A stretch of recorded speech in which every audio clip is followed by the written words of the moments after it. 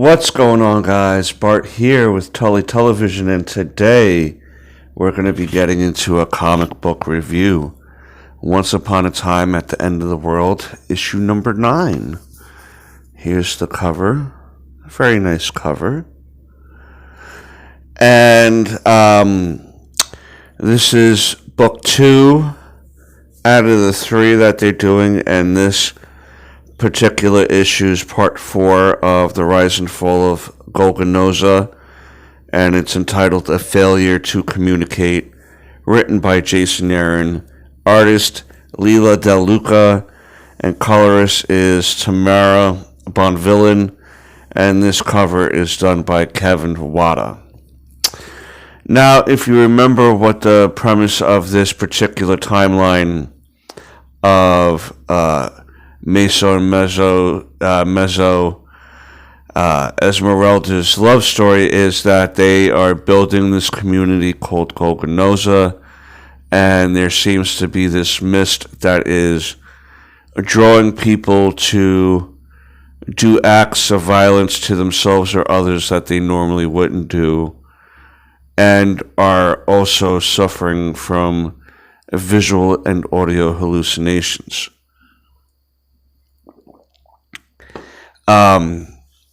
We see examples of that when Esmeralda believes that she was attacked by a pack of rats with her friend Callista. We see Maceo thinking that Esmeralda had, or vice versa, but in this issue we also see them misunderstanding each other. And we kind of start seeing the strained relationship between Esmeralda and Maceo from where they were initially when they first met to when they fell in love, and all the hanky-panky they were doing, right? And the fact that they were making a city of love called Golganoza where everything was, all good. But, yeah, we see like all the things that they made, the hot tubs, the garden and everything, it's affected by this green mist. There's something in the mist. And here, normally where they would be doing the hanky-panky, they're not in the mood and don't even finish because of what's particularly on each other's mind. Esmeralda believes that she can solve this problem not by herself, but with the rangers that she helped recreate to search for this monster, because people who are suffering from these hallucinations are also stating that there's a monster that they see. And Esmeralda believes that she had seen this monster as well. So she has become obsessed with this mission, and Maceo has become obsessed with creating gadgets or tools to help clear the mist out of the area. And he reminds himself that he's Maceo. And we see a lot of representation here of how it is when real couples leave the honeymoon phase, so to speak, right? Where we get, we sit here and, oh yeah, I love you, and love you. Sometimes it's more we're in lust with each other as opposed to in love with each other. And when the infatuation and the reality starts setting in of this relationship, is it still one that you want to be in, And we see this happening between Esmeralda and Maceo. We come across a person who's injured, and they're talking about, just basically what she saw and what she experienced. Basically saying that, what she's seen was a monster that seemed familiar. they come across this scene. She's still alive, but I thought this was a great visual here. It's one of my more favorite visuals out of the book as a whole. But yeah, they're still trying to figure out why this mist is going on, and they do the time lapse of in the past to the present with the funerals that they were doing, the continued search for this monster on who it could be or what could it be. And we see here that even though they're laying next to each other, they're the farthest apart that they ever been. Even though they're literally sitting right next to each other. This book does a lot of that. This issue does a lot of that in this particular issue because, again, it wants to show the feelings behind people's eyes that you can still be there, right? And you could be in a room full of people and still feel the loneliest that you've ever felt before in your life. And we see Esmeralda here coming across a bunch of people in cages, and she's asking who the monster is, and they're all laughing at her and everything. And here again, they're just talking about two different things at the same time. Because they think that their thing is the most important thing to talk about. And again, things become lost in translation. Here we see Esmeralda want to leave, but she winds up coming back for some unknown reason. We see Maceo sitting alone, making one of those golden gadgets that he would make for people to come find Golganoza, and he's just again by himself and everything. And here we see where Esmeralda feels like she's really lost herself, where there's this person here who got affected by the mist, and when they came across him, he was eating books, some of the last books that were actually on the planet Earth, and she lost it, and her rangers beat him to unconsciousness, and they all wound up crying about it afterwards because of the overwhelming stress that they were going through. They let their emotions and anger come out in a vicious beating to one of their own. And while he was, sick with this mist, and she's becoming what she feared the most, which was a monster right behind the eyes of herself. That she's losing herself. She's losing Maceo, and Maceo's feeling kind of the same way that he's losing Esmeralda. He's maybe losing himself in trying to solve this problem.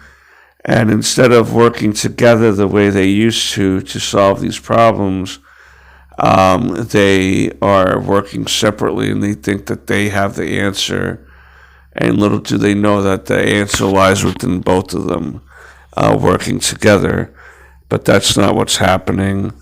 And again, another representation of if you've ever been in love and you've lived with someone that you love, you can understand that image right there, right? You're laying next to each other, but have never felt further apart from each other at that time, right? And it's almost like, what do they do? How do they handle it? And then finally, near the end of the issue, Maceo says he figured out the problem with the mist. Esmeralda says that she's done looking for the monster. At this point, all the rangers left, everyone left. She just wants to stop all this, and they hear each other say some really messed up stuff. Like Maceo hears her say that he just runs and hides like a effing coward, and Maceo's kind of like, what are you talking about? And he's saying that we don't need the masks anymore, and it's how they view each other now.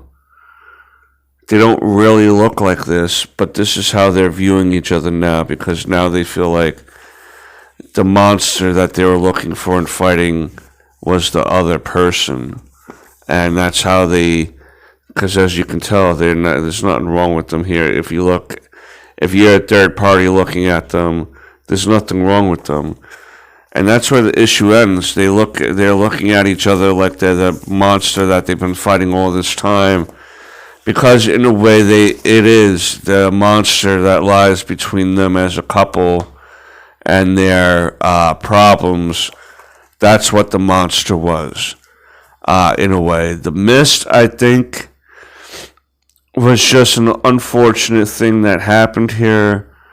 We may still find out that someone was behind the release of the mist, but we see here that they became the things that they were more afraid of happening to them, and it happened. That Maceo was going to become isolated the way he was in the tower where he was living with his parents' bodies, and Esmeralda becoming a version of Ma from the Wasteland Rangers, because she mentions at some point that the Rangers think that maybe there is no monster, and she has become the thing she hated the most, which was a version of Ma. And they're looking at each other with new eyes, so to speak, not the eyes of lust or infatuation or of good sex making, right? Reality sets in, and you see the flaws and the underbelly of the person that you love the most, and it makes you wonder: is this what I really want? Was I tricked all this time? Was I ignoring the signs? And we all do sometimes. We all ignore the signs of the other person because of living in such a fantasy world, right? And the expectations versus reality that we face sometimes are not the same. And I think that's what this issue was definitely trying to portray. And it makes it more difficult when you're trying to run a city, when you're trying to live in the apocalypse. And those are added extra pressures than the everyday mundane thing that most couples go through on an everyday basis, the monotony of it all, right? And even in the apocalypse, there's a monotony to it all, and sometimes people lose their mind over it. But that's my view of this issue. You let me know down below what you think.